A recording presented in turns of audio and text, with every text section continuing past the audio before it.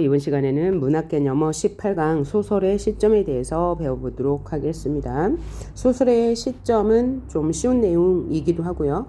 17강에서 다룬 내용이기도 하기 때문에 좀 쉽게 느껴질 것 같네요.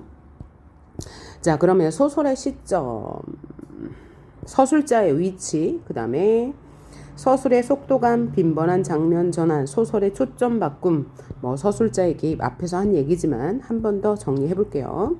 일단 첫 번째로 봐야 할 것이 작품 안에 서술자는 1인칭 시점이죠.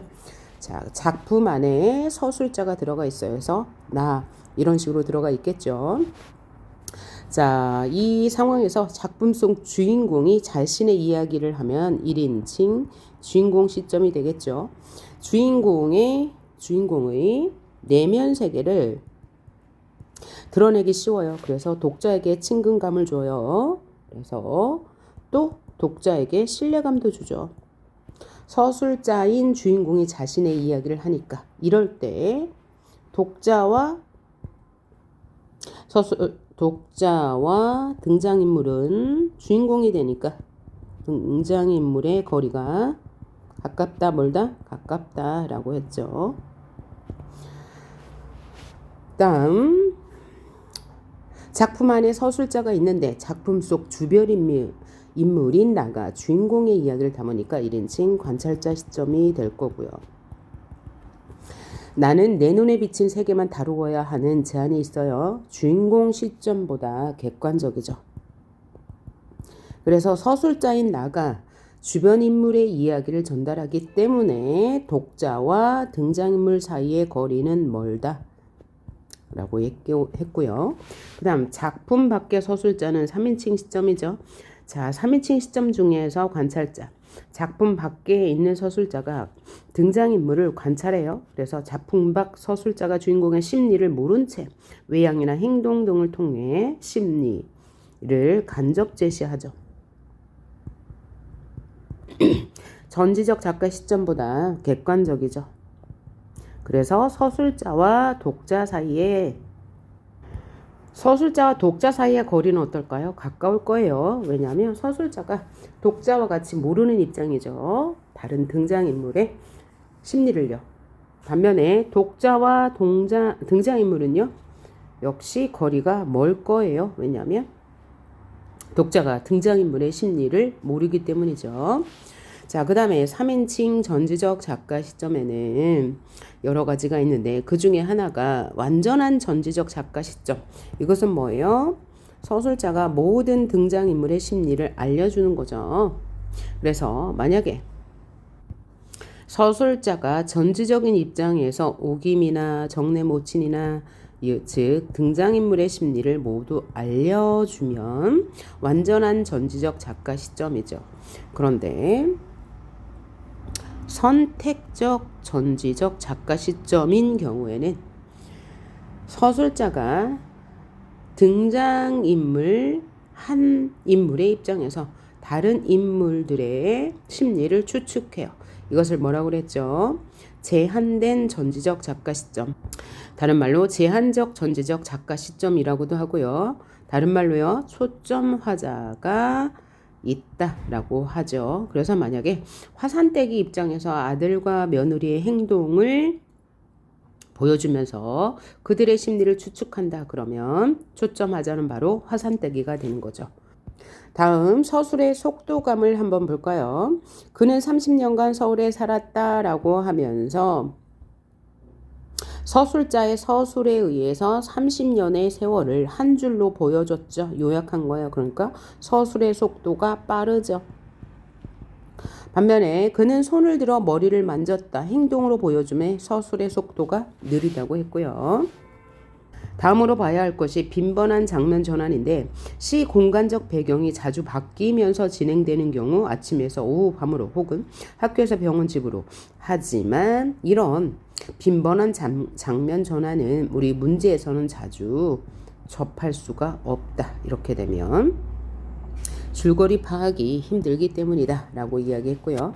그 다음에 서술의 초점을 바꾸는 것과 시점의 변화는 다른데 자, 서술의 초점을 바꾼다는 것은 서술자가 서술자가 인물 1에 대해서 이야기하다가 인물 2로 초점을 바꿨어요. 이거는 서술의 초점이 바뀐 거고, 시점이 변한다는 것은 서술자가 달라진다는 얘기예요. 서술자가 달라진다는 얘기므로 뭐 1인칭 시점에서 3인칭 시점으로 바뀐다. 혹은 1인칭 주인공 시점인데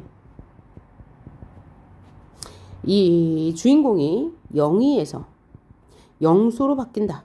그러면 1인칭 주인공 시점이라는 것은 같지만 시각이 바뀌는 거죠. 영희에서 영수로. 이것도 시점의 변화라고 할 수 있죠. 저기 난수공에서 나오는 이야기죠. 또 뭐 영수에서 영으로 바뀌었다. 그것도 서술자가 바뀌는 경우예요. 1인칭 주인공 시점인데 똑같이 영수의 시각에서 서술하다가 영우의 시각에서 서술하니까 서술자가 바뀌는 거다. 혹은 서술자가 달라질 때는 액자식 구성에서 많이 나오는데요. 액자식 구성이라는 것은 이게 액자라 치면 이 안에 사진이 있겠죠. 그러면 무슨 이야기가 중요한 거죠? 이 안의 이야기, 사진 속의 이야기가 중요한 거예요. 이럴 때 이 안에 있는 이야기는 내화라고 하고 이 밖에 있는 이야기를 우리는 외화라고 하죠. 그래서 큰 이야기 안에 작은 이야기가 액자처럼 들어가 있어. 그래서 액자식 구성이라고 하는데 이런 액자식 구성에서 시점의 변화가 많이 나타나죠. 예를 들면 종탑 아래서라는 소설이 있어요. 종탑 아래서에서의 외화는 뭐냐면 성인이 된 나가 좀 나이가 지긋이 들어서 동창들을 만났어요. 그래서 동창들과 막 이야기를 해요. 이야기를 하다가 자신이 하는 이야기를 어릴 적의 추억을 내화로 가져가요. 그래서 이 내화 속에서는 시점이 바뀌어요. 전지적 작가 시점으로. 그러면 얘는 시점이 바뀐 거죠. 그죠? 외화는 1인칭 시점이고 내화는 3인칭 시점으로 바뀐다. 이럴 때 우리 외화, 내화 이렇게 달라지면서 바뀌는 경우가 많죠. 액자식 구성에서는. 그렇지 않은 경우도 있습니다. 뭐 예를 들면 고전 소설은 몽자류 소설이 있어요. 몽자류 소설은 뭐냐면 끝에 땡땡 몽자가 들어가는 이야기예요. 그래서 현실에서 꿈 다시 현실로 돌아오는 구조를 취하는데 이 꿈의 이야기가 내화가 되는 거죠. 이럴 때 이 고전 소설의 몽자류 소설은 무조건 다 3인칭 전지적 작가 시점이기 때문에 시점의 변화는 없다라고 알아두시면 되고, 현대소설에서는 시점의 변화가 많이 나타난다. 액자식 구성이라고 해서 무조건 바뀌는 건 아니지만 바뀌는 경우가 더 많더라라고 생각해 주시면 될 것 같아요. 그 다음에 시점의 변화, 방금 한 얘기죠. 1인칭에서 3인칭으로, 3인칭에서 1인칭으로 바뀌는 경우가 있다라고 했죠. 어제 우리가 학습한 것 중에 오상원의 이유에 또 시점의 변화가 있었어요. 자, 주인공인 나가 자신의 심리를 이야기할 때는 1인칭 주인공 시점으로, 그 다음에 처형당하는 장면에서 그 사실을 좀 객관적으로 알려주고 싶다 할 때 3인칭 전지적 작가 시점으로 시점의 변화가 있었죠. 이런 것을 말해요. 다음으로 봐야 할 게 서술자의 개입이라는 거예요. 주로 어디에 나온다고요? 고전소설에서 주로 나온다고 했고요. 고전소설에서 서술자가 개입할 때 그 망극함을 어찌 측량하리요.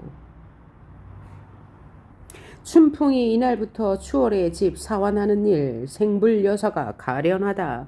이런 식으로 해서 서술자가 직접 소설 속에 등장하여서 서술자의 평가를 드러내요. 이런 것을 편집자적 논평이라고 하고, 다른 말로 서술자의 평가라고도 하고 서술자의 개입이라고도 하죠. 그래서 서술자가 자신의 감정을 표현하거나 자신의 판단을 드러낼 때 우리는 서술자의 평가 혹은 서술자의 개입이라고 하고요.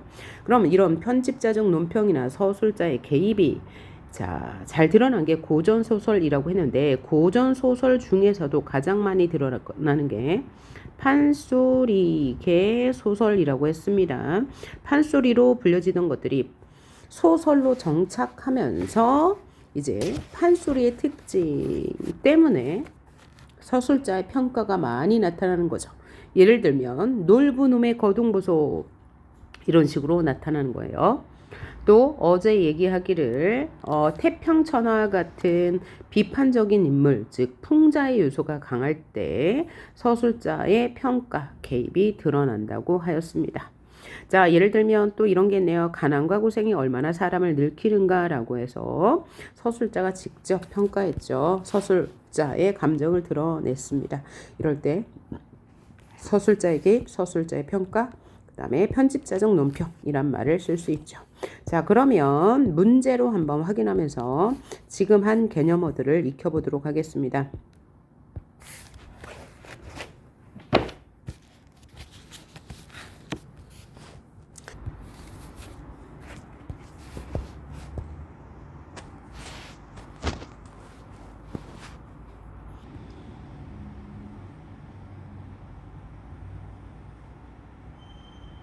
인물의 외면만을 서술자가 서술한다. 그럼 뭐예요? 작가 관찰자 시점이다 라고 생각하시면 될 것 같습니다. 그러면 4번 문제 풀어볼까요? 소설의 시점 중 객관성을 가지지 않는 시점. 달리 말하면 이야기를 주관적으로 전개하는 시점은 뭘까요? 바로 주인공, 전지적 작가 시점이겠죠. 자, 그 다음 5번. 다음 중 서술자의 교체. 서술자의 교체는 뭐죠? 시점의 교체인 거죠? 가 아닌 것을 고르래요. 자, 나라고 일컬어지던 인물이 갑자기 나중에 그라고 서술되었다. 그러면 시점의 변화가 있는 거죠. 2번. 특정 인물 A의 심리가 나오다가 갑자기 특정 인물 B의 심리가 나온다. 그러면 서술의 뭐요? 초점만 바뀐 거죠. 서술자가 바뀐 건 아니네요. 6번. 소설의 다음 1인칭 주인공 시점을 찾는 방식으로 틀린 것을 고르래요. 나나 우리 등의 표현을 찾아서 1인칭 시점이라는 것을 찾으면 1인칭 주인공 시점이죠. 대화 속에서 나는 부족한 인간이잖아 라고 말한 부분을 찾았다. 이건 아니에요. 이건 대화이기 때문에요. 이 대화는 3인칭 시점에서도 나올 수가 있는 거죠. 중심 사건을 겪고 있는 주체가 나라는 사실을 파악했으면 1인칭 시점인 거죠. 1인칭 화자가 자신의 감정을 독백체로 표현하고 있어. 이거는 꼭 1인칭 주인공 시점이 아니더라도 내면을 독백체로 표현할 수 있죠. 5번. 1인칭 화자가 자신의 이야기를 주관적인 감정을 섞어 표현하면 이건 빼박 1인칭 주인공 시점이죠. 그래서 틀린 것은 2번이 되겠네요. 다음 우위의 시점은 어떤 것일까? 서술자가 나가 아니니까 3인칭 시점일 거고요. 모든 인물을 이름이나 명사 또는 대명사로 보여준다. 3인칭이고요. 해당 사건을 객관적으로 관찰하여 제시해 주기 때문에 주관적이지 않아요. 관찰하는 입장이네요. 독자 입장에서는 어느 특정 인물만을 특정 인물만을 옹호하며 읽지 않게 된다. 그러니까 객관적으로 사실을 전달하게 되니까 3인칭 관찰자 시점이네요.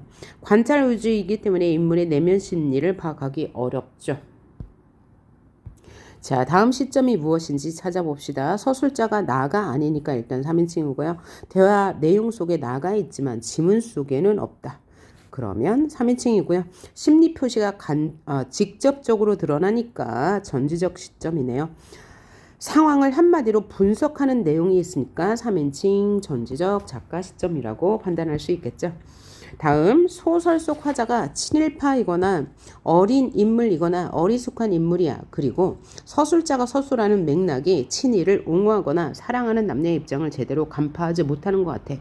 그럼 이 서술자는 믿을 수 없는 화자라고 합니다. 그러면 믿을 수 없는 화자라고 하는 것은 어린아이 화자겠죠. 어린아이를 화자로 내세워요. 즉 서술자로 내세워요.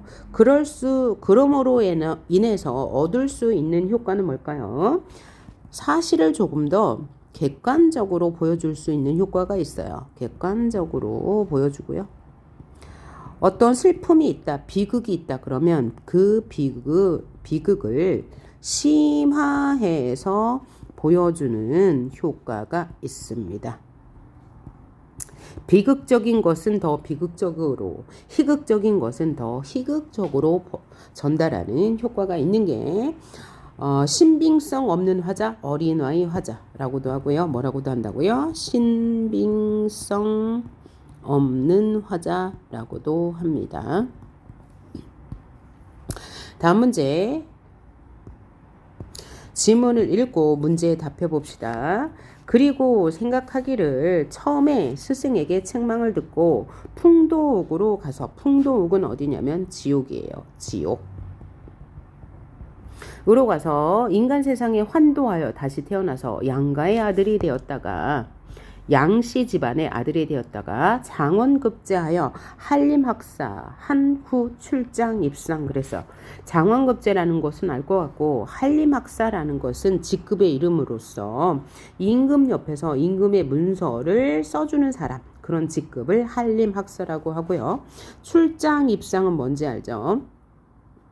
줄 나아가서는 장부가 되고 입 들어와서는 재상이 된다. 그래서 뭐예요? 입신양명한다.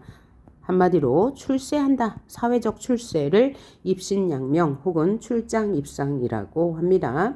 그리고 공명신퇴하여 이름을 드러내고 스스로 퇴직하여, 그러면 정년퇴직이라고 알아두시면 될 것 같아요. 두 공주와 여섯 낭자로 더불어 즐기던 것이 다 하룻밤의 꿈이로다. 와, 이 이야기 뭐예요? 김만중의 구운몽 소설이죠. 그래서 이 소설 제목에 소설의 이야기를 유추할 수 있는데, 제목을 통해서 구는 등장인물이 9명이고요. 우는 구름이에요. 구름. 몽 꿈이죠. 그래서 9명이 꾼 구름과 같은 이야기라는 뜻이에요. 그래서 뭘 다뤄요? 인생은 구름과 같아. 뭐예요? 인생무상의 주제를 담고 있는 거예요. 인생무상. 그럼 인생무상이 뭐예요? 인생은 덧없다는 거예요. 인생은 덧이 없다. 덧없다. 무슨 뜻이냐면, 자, 이 구운몽의 주인공이 환몽구조거든요. 환몽구조.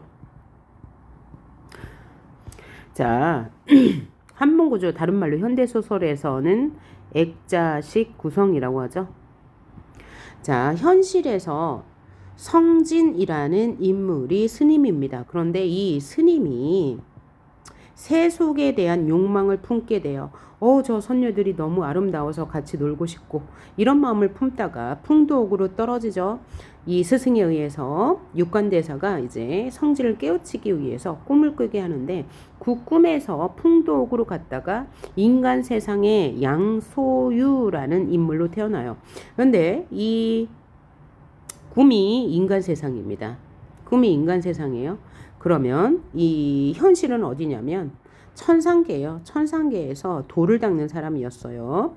그래서 양소유로 인간 세상에 태어나서 온갖 부귀영화를 누리고 8명의 선녀를 다 부인으로 맞이하고 출장 입상하면서 온갖 부귀영화를 누리고 나서 70세가 되던 어느 생일날에 내가 이렇게 인간으로서 누릴 부귀영화 다 누리고 그랬는데 이 인생이 덧없네 라고 느끼면서 나는 불도에 귀의할까봐, 나는 이 불도를 닦아야 할까봐 라고 생각해요. 이때 깨달은 게 바로 인생무상이죠. 그러고 났는데 갑자기 띠리리 육관대사가 나타나서 현실로 돌아오게 해요. 그래서 현실은 다시 천상계가 되는 거죠. 그래서 이 천상계에서 불도를 닦고 득도했다더라, 이런 이야기를 담고 있는 게 이제 인생무상이에요. 인생무상이란 인생의 뭐 고생 혹은 부귀영화가 다 덧없다는 이야기죠. 자, 그럼 내용 계속 봐요. 성진이 서둘러 세수를 하고 의관을 정자하여 처소에 나가니 제자들이 이미 다 모였더라. 여기는 지금 이 구몽소설의 첫 부분입니다. 첫 부분에서 뭐 하는 부분이에요? 여기 성진이 현실인 거죠. 천상계에서 어디 심부름을 갔다 오다가 다리에서 석교에서 선녀를 만났어요. 그 후에 그 선녀들이 자꾸 아른거려서 지금 속세에 대한 뭔가 이제 미련 이런 마음을 갖고 있었는데 이것을 눈치챈 스승이 인간 세상으로 태어나게 하여서 온갖 부귀영화를 인간 세상 즉 꿈에서 다 누리고 난 다음에 다시 천상계인 현실로 들어갔다는 이야기예요. 자, 그러면 이 부분은 지금 여기서부터 여기까지 작은 따옴표를 썼어요. 이것은 뭐예요? 인물의 생각이죠. 인물의 생각을 뭐라고 그래요? 내적 독백이라고 하죠. 내적 독백을 통해서 자신이 그동안 꿈을 꿨구나 라는 생각을 하고 있는 거예요. 그래서 인물의 내적 독백을 통해 상황을 추리할 수 있다라고 하면 맞는 말이 되겠네요. 그 다음 야하 눈이 내린다. 눈이 벌써 겨울이 다 됐네. 물론 감시병들의 감시가 심하니까 동생의 귀에다 입을 대지도 않고 이렇게 혼잣말처럼 짓거렸다. 저것 봐, 저기 에이 모두 잠만 자고 있네. 동생의 허리를 쿡쿡 찌르기만 하면서. 내적 독백이 아니고 대화로 이야기가 진행되고 있으므로 얘는 틀린 말. 자, 이 소설은 이호철의 나상이라는 작품인데요. 6.25 전쟁을 배경으로 하고 있고 이 소설은 또 액자식 구성입니다. 그래서 외화는 내가 친구인 철에게 과거 이야기를 듣는 것으로 시작되고요. 내화는 그 과거 이야기인데 과거 전쟁 중 포로로 잡힌 형제 이야기를 전지적 작가 시점으로 전달해요. 여기서 형제 중에 동생이 바로 이 외화의 친구 철에 해당합니다. 그래서 전쟁의 비극과 형제를 보여주는 작품이라고 생각하시면 되겠습니다. 그 다음의 작품이 허잔의 나룻배 이야기라는 소설인데 이 소설 역시 전쟁 소설입니다. 6.25 전쟁. 내용 한번 볼까요? 유골이 배에 내리자 시체가 내렸나 봐요. 나루터는 잠시 걷잡을 수 없이 들끓었다. 양생원의 손목을 가서 붙잡고 이 사람아 하고 한숨을 짓는 노인. 위로를 한답시고 떠들어대는 노파들. 순녀의 울음을 달래며 찔끔찔끔 눈물을 짜는 아낙네가 있는가 하면 옷구름에 물코를 푸는 큰 애기가 있고 우는 아이가 있고 짖는 애기가 있고 그러나 두치리는 연방 얼굴을 실룩거리며 뭐 보통 일이지 하고 중얼거렸다. 그러나 그의 하나 남은 눈가에도 눈물은 어리어 있었다. 그래서 전쟁의 비극에 대해서 보여주는 소설이네요. 자, 인물의 독백적 발화를 통해서 상황을 판단할 수 있다. 자, 여기에 인물의 내적 독백이 없고요. 이 부분은 서술자의 서술입니다. 서술자의 서술이니까 얘는 아마 전지적 작가 시점이 될 거예요. 틀린 말. 다음 문제 13번을 봅시다. 제1남의 흐르는 북은 예술가의 예술혼과 인간의 본원적 삶에 대한 가치관의 차이를 보여주는 작품인데요. 자, 할아버지가 민노인이에요. 이 민노인이 북을 치는 예술가입니다. 자, 북을 친답시고 집으로 돌아오지 않아요. 그래서 가정에 소홀했는데 나이가 들어서 가정으로 돌아왔어요. 민노인의 아들 민대찬은 그런 아버지를 이해할 수 없습니다. 그래서 증오합니다. 그러나 민대천의 아들인 민성규는 할아버지를 이해합니다. 이러한 세대 간의 갈등, 또 예술과 그에 얽힌 삶에 대한 갈등이 드러난 소설이라고 할 수 있습니다. 지문 볼까요? 그날 밤 민노인은 북치는 사람이죠. 근래에 흔치 않은 노구나무로 깊은 잠을 잤다. 춤판이 끝나고 아이들과 어울려 조금 과음한 까닭도 있을 것이다. 여기서 아이들과 어울렸다라는 것은 민성규, 즉 손자가 추천한 어떤 단체에 가서 이제 북을 치고 돌아온 이후의 상황이 되겠네요. 더 많이는 오랜만에 돌아온 자기 몫을 제대로 해냈다는 느긋함, 이거 뭐죠? 북을 치는 역할이겠죠. 꿈도 없이 잠을 거쳐 상큼한 아침을 맞고 했을 것으로 믿었는데 그런 흐뭇함은 오래가지 않았다. 다 저녁때가 되어 외출해서 돌아온 며느리는 민대찬의 부인이 되겠죠. 집안에 들어서자마자 성규를 찾았고, 성규는 아들이죠. 그가 안 보이자 민노인의 방문을 밀쳤다. 자, 이 소설은 특정 인물의 시각에서 서술하며 그의 내면에 공감하도록 유도하고 있다. 특정 인물의 시각이라고 하니까 전제는 3인칭 전지적 작가 시점이네요. 누구 시각이요? 민노인의 시각에서 민노인의 마음을 보여주죠. 그래서 맞다고 볼 수 있고요. 그 다음 임철우의 눈이 오면 이라는 소설은 어머니를 이해하는 과정이 드러난 소설이라고 할 수 있는데요. 한번 읽어볼게요. 바로 그날 오후였다. 휴일이 아닌데도 그는 담배꽁초만 재떨이에 수북하게 쌓아가며 종일 방구석에 틀어박혀 있었다.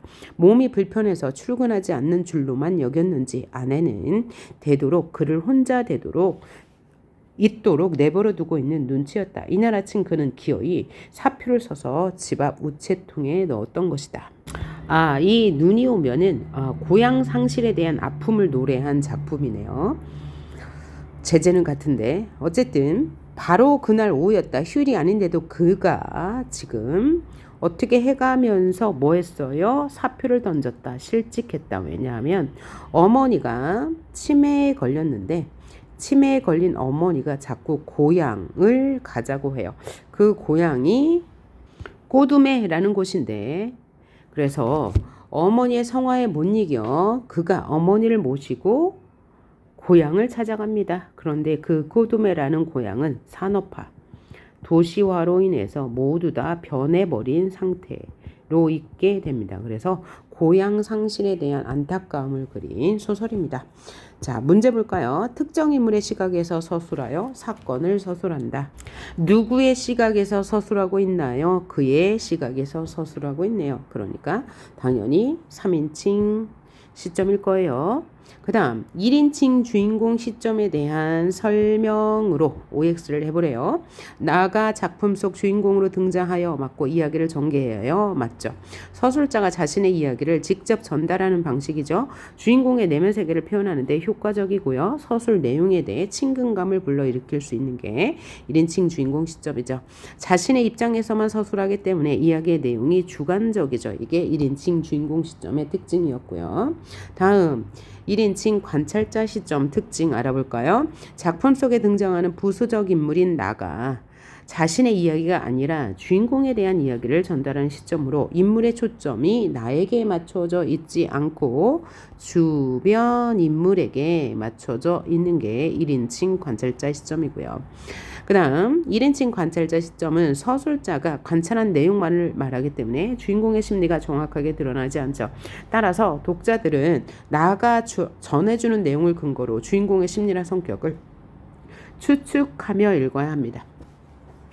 다음 3인칭 관찰자 시점에 대해서 보도록 합시다. 서술자가 소설의 사건이나 인물의 행동을 관찰자의 입장에서 서술한다. 맞죠? 3인칭 관찰자. 이때 서술하는 일체의 해설이나 평가를 내리지 않는다. 맞고요. 객관적인 태도로 사실만을 전달하는 게 3인칭 관찰자 시점이죠. 그 다음 사건, 인물의 행위 등이 자세히 설명되거나 드러나지 않아 극적 효과가 떨어지나요? 아니면 극적 효과가 나타나나요? 당연히 나타나죠. 자, 서술자의 평가나 해설 없이 말과 행동으로만 이야기가 진행되므로 극적인 효과가 있어요. 다른 말로 극적 제시가 많죠. 다른 말로 간접 제시가 주를 이룰 거예요. 그 다음 3인칭 전지적 작가 시점에 대해서 판단해 볼게요. 22번. 서술자는 작품 안에서 등장인물과 사건에 대해 서술한다? 아니고 작품 밖에서 서술하죠. 서술자는 과거부터 현재까지 모든 사건의 정황을 설명하기도 하고 여기까지 맞네요. 3인칭 전지적 작가 시점. 등장인물의 생각이나 감정을 독자에게 알려주기도 하죠. 또 3인칭 전지적 작가 시점은 서술자가 마치 신처럼 등장인물의 내부를 훤히 들여다보듯 알고 있기 때문에 이를 전지적 시점이라고도 하죠. 우리 지금 문학개념어 18강 소설의 시점 하고 있는데요. 25번부터는 다음 파일에서 이어가도록 하겠습니다. 수고하셨습니다.